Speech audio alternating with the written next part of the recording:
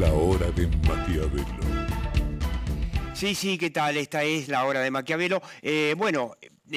Debates que se instalaron en los últimos días con la corrida cambiaria que, a ver, por ahora parece haber parado.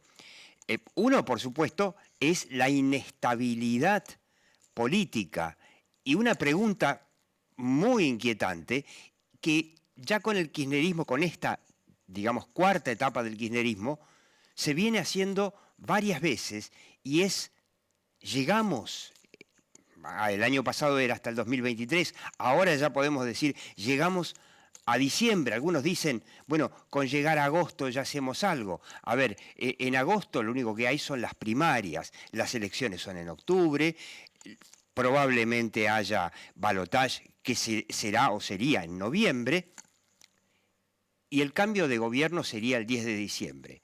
Falta muy poco, pero para una situación económica tan grave, con esta inflación, con esta inestabilidad, con esta falta de expectativas, es muy complicado. Por eso nosotros hicimos, como ya conocés, estas típicas, consultas a encuestadores, consultores políticos, analistas políticos, un panel habitual, donde justamente le preguntamos, a ver, ¿cuál es el riesgo de, ponele, adelantamiento de las elecciones, ya poco probable porque ya más no se puede adelantar, ya estamos ahí, o incluso, lo que pasó en el 2001, asamblea con un cambio de poder para un gobierno de transición, lo que pasó con Rodríguez Sá, Duhalde, etcétera, o directamente un adelantamiento de la entrega de poder, como pasó en el 1989 con Alfonsín, que se tuvo que ir antes y dejarle lugar unas semanas antes a Carlos Menem. A ver si lo podemos ver. Esta es la pregunta. Esto es abril del 23, o sea, ahora, y acá tenemos la crisis del blue, probabilidad de anticipo de elecciones, sucesión, etcétera, etcétera. Vos fijate los colores. Bueno, la amarilla es media, acá no se ve tanto. La roja es alta y muy alta. Quiere decir que hay un 55% de media alta. Y fíjate qué interesante que más de un tercio de los encuestadores, consultores políticos, ven el riesgo medio. O sea, estamos con un gobierno peronista, justicialista, kirchnerista, en donde más de un tercio de los encuestadores ven un riesgo medio de que no se llegue de alguna forma al 10 de diciembre de 2023. Quiero que veas qué habíamos medido medio año atrás, a ver si podemos ver el próximo. Esto fue en junio del 22. A ver, vamos a recordar un poco el trasfondo. En junio del 22 se estaba yendo Martín Guzmán del Ministerio de Economía, venía Silvina Batakis. Bueno, pasó lo mismo que estaba pasando estos días con el tema del blue. Y fíjate qué es lo que vemos acá. El amarillo nuevamente es un tercio, pero fíjate bastante alta la probabilidad de riesgo y muy alta. Tenemos que en total, más de la mitad, dos tercios de los encuestadores y consultores políticos creían que había riesgo de algún adelantamiento. Y esto te lo mostramos en su momento en la hora de Maquiavelo, el año pasado, pero hoy sabemos que esto realmente pasó por lo que llamamos, la confesión de Ferraresi, que fue este hombre que fue o es el mandamás kirchnerista de Avellaneda y que hoy es ministro del gabinete de Alberto Fernández, y que dijo a los medios, sí, la verdad que cuando asumió Massa teníamos la sensación de que estábamos a días del helicóptero, para decirlo en términos vulgares. Fíjate el próximo, que es la llegada de Massa. Fíjate qué interesante. Acá asume Massa en agosto y fíjate que baja al 55%. Quiere decir que dentro de todo, es un mérito de Massa, si se quiere, que esta corrida cambiaria, a pesar de todo, no le aumentó más, a ver, digámoslo claro, no le aumentó más el riesgo, según los consultores, que, bueno, que antes, que a su llegada. Quiere decir que Massa, dentro de todo, y a pesar del riesgo de colapso económico, bueno, por lo menos mantiene la idea de que, por lo menos en muchos consultores, de que puede llegar o puede llevar el Titanic a puerto. Veremos, seguiremos midiendo. Pero todo este debate que fue instalado por la, digamos, como síntoma, si se quiere, la corrida al dólar blue, ahí tenemos seguramente un dólar para ilustrar, esta corrida al dólar blue instaló el tema. A ver, nosotros en la hora de Maquiavelo muchas veces te decimos, cuando hay argumentos contundentes, los debates hay que darlos.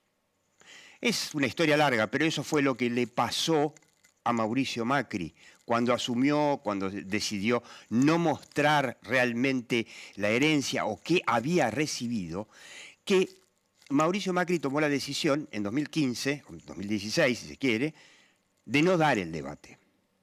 O sea, la gente que lo asesoraba en materia de comunicación no creía que dando el debate con argumentos sólidos y ganables, a ver, lo que decimos en la hora de Maquiavelo es, a ver, muchacho, todo debate que vos ganás en una mesa de café, lo ganás en la opinión pública. La opinión pública cambia.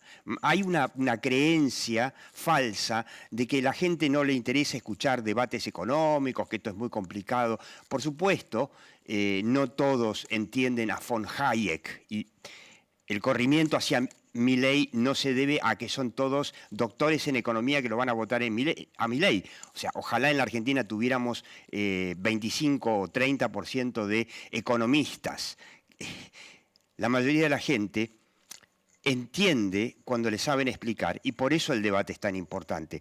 Por eso, fíjate Milei lo que logró, me voy a correr para que lo veas bien, el Milei boxístico, logró contribuir a instalar el debate. El debate de si podemos seguir con el peso o si la Argentina tendría que ir después de 20 años de la última etapa de inestabilidad, pero que en total suman 80 años de incapacidad para manejar una moneda, salvo los 10 años de la convertibilidad, si no sería mejor para la Argentina ir a una dolarización. Y ahí empieza el debate, en donde hay economistas de un partido que están de un lado y otros que están del otro. Es más, hasta Cristina se metió en el debate para mentir. Yo quiero que veas, porque Cristina te habló de, mirá, Ecuador con el dólar no pudo parar la inflación, tienen 300% de inflación. Bueno, a ver, esto por supuesto que es mentira. Ecuador paró la inflación con la dolarización, como lo hicieron también, además de Ecuador, El Salvador y Panamá. Ahí tenés las banderitas y tenés a la Argentina. Entonces, vení, no tiene sentido comparar cuánto se bajó la inflación o cuánto no, porque la dolarización en poco tiempo, obviamente, una vez que se equilibraron los precios, termina con la inflación. Después hay otros argumentos en contra o a favor de una dolarización. Pero fíjate lo que pasó en Argentina en estos 20 años, porque hace exactamente 22 años, 23 años, que El Salvador y Ecuador dolarizaron. Panamá ya tiene más de un siglo de dolarización.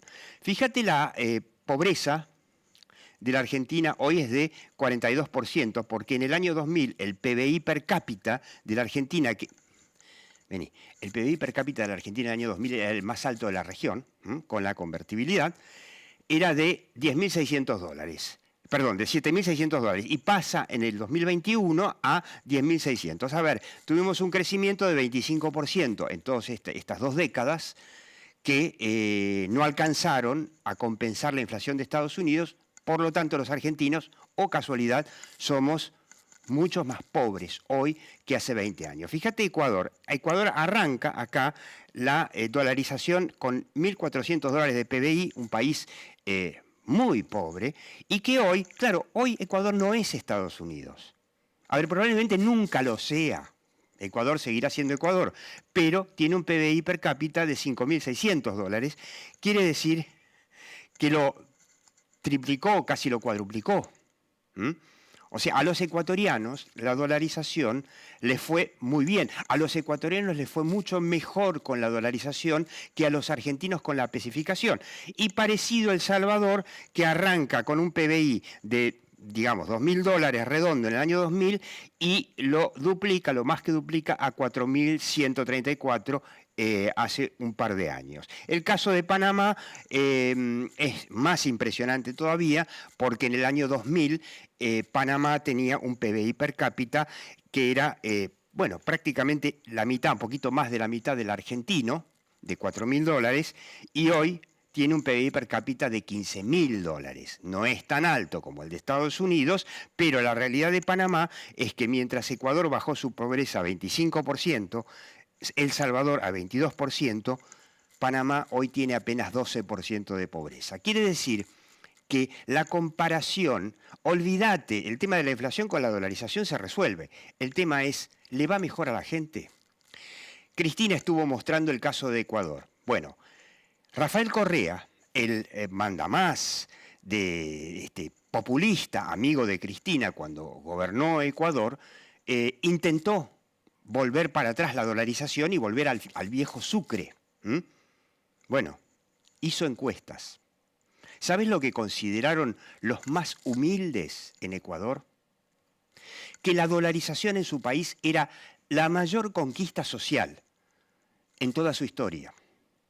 Por eso guarda que el tema de la dolarización tiene argumentos a favor. Por supuesto que acá en la Argentina te dicen, no, pero todo esto no sirve porque los países estos son chiquitos, no tienen industria grande como la Argentina, habría que ver cuán grande es la industria de la Argentina, y necesitan la protección de tener una moneda que se pueda devaluar. A ver, en realidad, los que están a favor de una dolarización te dicen, la protección te la da la aduana, te la da la aduana con sus aranceles, el problema es que la convertibilidad, y ese es el ejemplo que se usa para comparar, en donde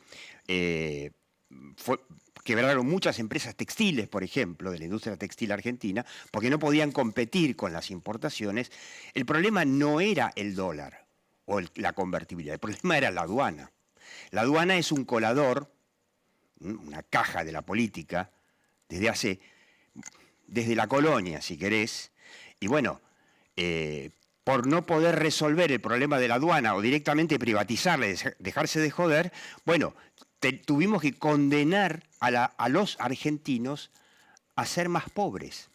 Pensá, ese PBI per cápita, a ver si podemos pedirle a Iván que muestre esta placa media feucha nuevamente, que si la Argentina hubiese avanzado en su PBI per cápita como lo hicieron Ecuador o El Salvador o Panamá, hoy la Argentina, 20 años después, sería un país rico.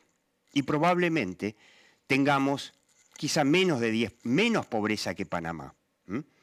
Y no tengamos que lamentar ese 40% de pobreza. Pero bueno, debate, todo debate que podés dar y podés ganar, si lo das, lo ganás. Pero lo más interesante es que ahora vamos a ver una encuesta sobre este tema de Federico González, el encuestador de FGA, sobre el tema de la dolarización. ¿Cómo está la opinión pública hoy con respecto a la dolarización?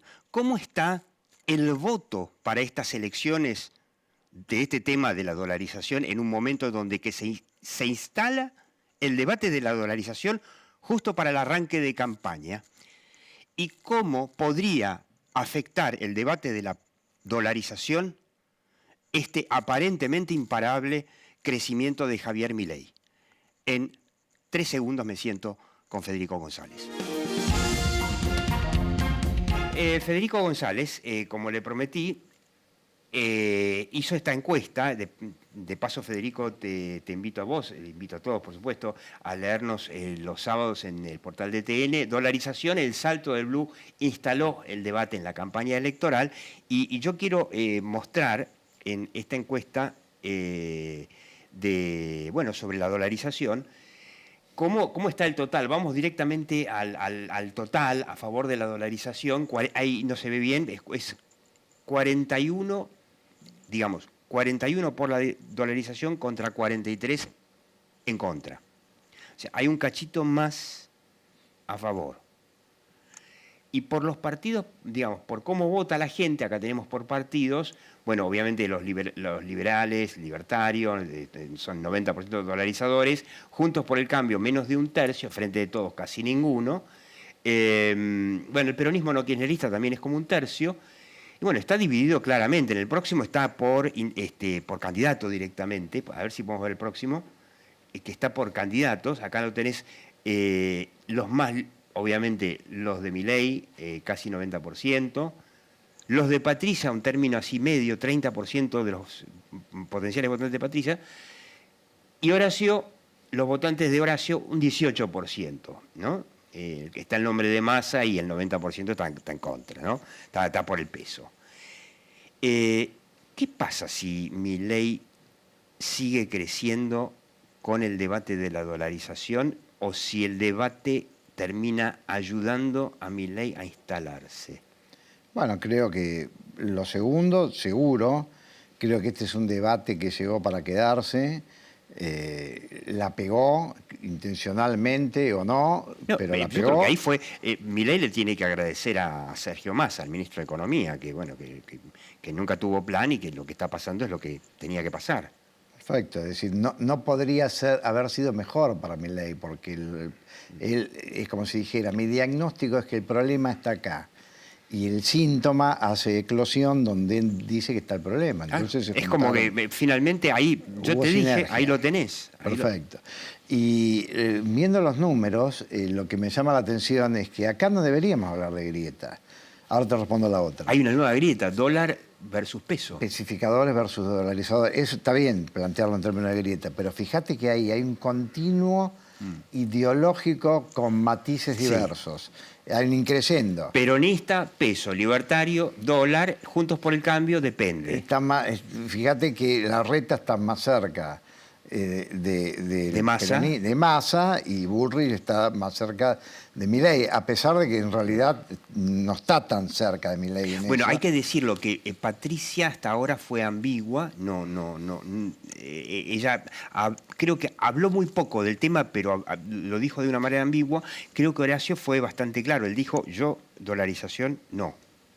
Bien. Es un riesgo para Horacio también, porque acá hay un casi 18% de sus propios votantes. Bueno, pero ahí lo interesante es que la postura que tienen es afín con la de sus votantes.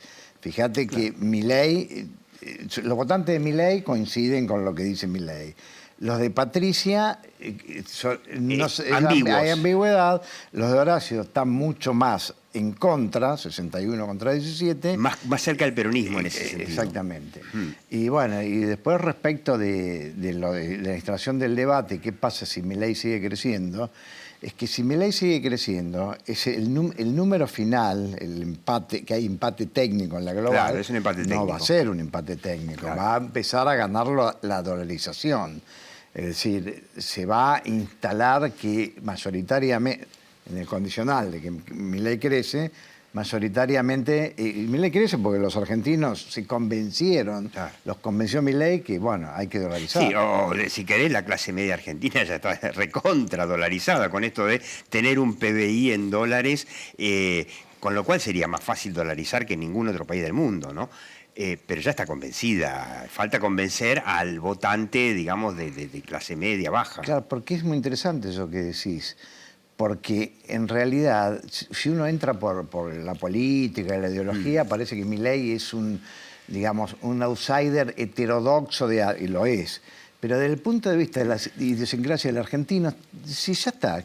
Claro. Es blanquear lo que hacemos. Lo que ya está. Si los argentinos pensamos en dólares, y los que pueden, actuamos en dólares. Qué interesante, porque no la tengo acá, pero Federico González hizo toda una serie de preguntas de, bueno, pero sí, que por ahí si a la gente vos le decís, bueno, está bien, si se dolariza, todo va a salir en dólares, pero guarda, porque vos también vas a cobrar en dólares. Y hay un tema interesante. ¿Vos la escuchaste a Cristina? Sí.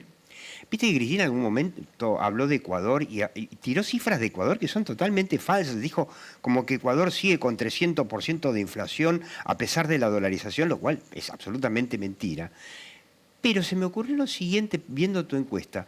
¿No será que ahora estos datos de Ecuador, de Panamá, de qué sé yo, de la Unión Europea que tiene una sola moneda que es el euro, no se empezarán a debatir y a rebatir los mitos y que la gente empieza a pensar, pero si yo voy a ganar en dólares, estoy con la dolarización? Sí, bueno, yo creo que sí.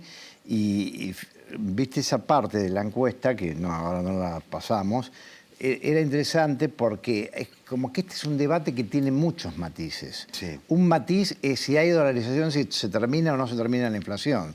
Porque algunos dicen que igual no se va a terminar. Bueno, Cristina, Claro. con ese Bueno, dato falso. también es cierto que no se termina de un día para el otro, porque cuando los precios están todos desbarajustados, como Sí. en la Argentina, se tienen que... Sí, entre paréntesis lo de Cristina es, bueno, sí, supongamos que hubo esa inflación en Ecuador en dólares, que ella dice, pero ¿y si no hubiera habido dolarización, esa curva, dónde estaría? Claro, Eso es lo que no acá dice. la comparación más simple es cuánto creció el PBI per cápita de cada uno de los países y cuánta pobreza tiene cada uno. Bueno, la Argentina, en todas las comparaciones, que es lo que realmente interesa, empeoró y los otros países mejoraron. Pero es cierto, Ecuador hoy todavía es más pobre comparativamente como país que Argentina, pero quizás siempre lo sea. Sí, estoy de acuerdo. Volviendo a lo anterior de los matices, vos lo señalaste. Un matiz, bueno, si me pongo, pero yo voy a ganar en dólares, me gusta. Ahora, si me pongo en que voy a pagar en dólares, no me gusta. Entonces te lleva a la ecuación. Bueno, pero al final, en la ecuación, ¿gano o pierdo? Y ese abre otra lista de problemas. Es el tiempo, que al principio va a doler, pero después se va a arreglar. Y los votantes de Milei, en general, tienden a pensar eso, que al principio puede ser doloroso, pero que es el camino, digamos, es el sacrificio que hay que hacer para terminar con esto que ya tiene décadas de dolor continuo, permanentemente e inexorablemente cada vez nos va peor. 80 años de inflación en donde, digamos, 80 años en los que solamente 10, que fue la convertibilidad, no hubo inflación. O inflación, digamos, descomunal, ¿no? Sí. Y bueno, me quedé con la pregunta anterior de qué pasaría si Milei sigue creciendo. Claro, Y ¿cómo lo ves en las encuestas? Bueno, mira, yo creo esa idea de que no hay una convicción más importante que la del reciente converso. Yo soy un converso respecto de Milei. Hace una semana te hubiese dicho, no, pero está muy inflado Milei. Dicen que tiene, lo tratamos como si tuviera 30, pero tiene 17. Bueno, sí, estaba instalado 17. que, bueno, Milei está creciendo, pero es un fenómeno que por ahí se nota en la PASO, pero que después queda claro que al balotaje van a ir los peronistas y Juntos por el Cambio. ¿Queda claro? Bueno, yo estoy sorprendido.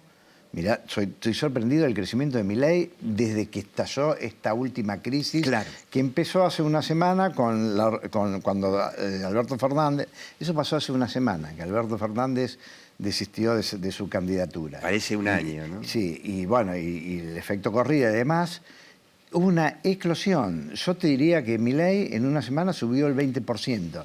Y fíjate que hay como una ley empírica, que Milei, la intención de voto de Milei... No 20 puntos porcentuales, sino que tuvo un aumento de 20% del caudal de voto. Exactamente. Bueno, y que eso es proporcional a la crisis. Es decir, cuanto más crisis tiene el gobierno, más crece.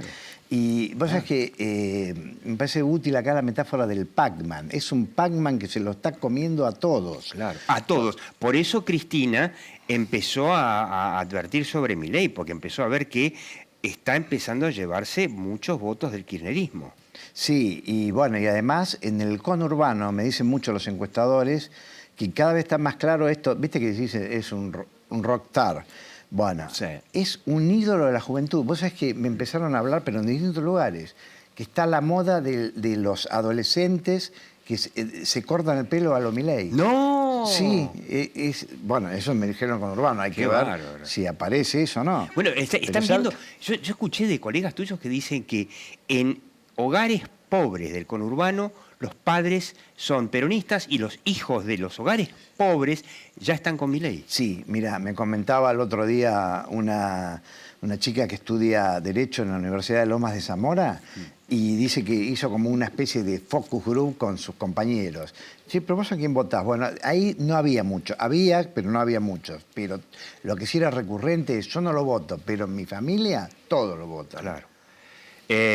Todo un tema, ¿no? Si es el debate del dólar que impulsa a Milei o si Milei impulsa el debate del dólar, pero las dos cosas van de la mano y creo que vamos a ver muchas sorpresas de aquí a agosto, octubre, noviembre y quizá diciembre. Federico González, muchas gracias. Vos seguís viendo La Hora de Maquiavelo.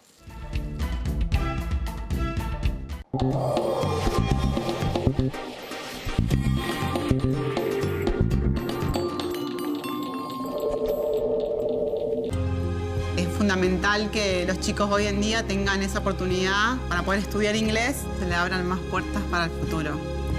Tu sueño puede ser tu realidad. Juntos sigamos transformando la educación. Buenos Aires Ciudad.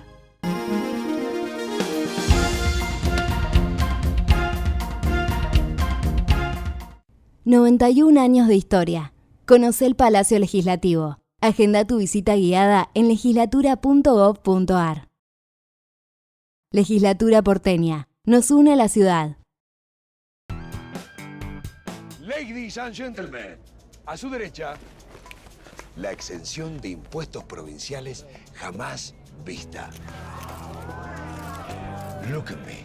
Cuenta la leyenda que con tan solo apostar en energías renovables, economía del conocimiento y la industria audiovisual pueden acceder a este fenómeno jujeño. ¡Vamos, fuerte aplauso!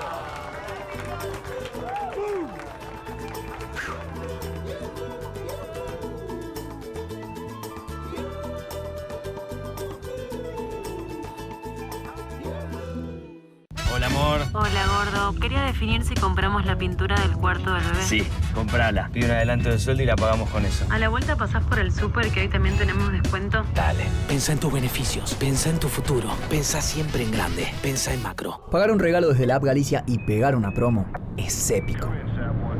Lo que no es épico es darte cuenta que dejaste las llaves de la nave adentro.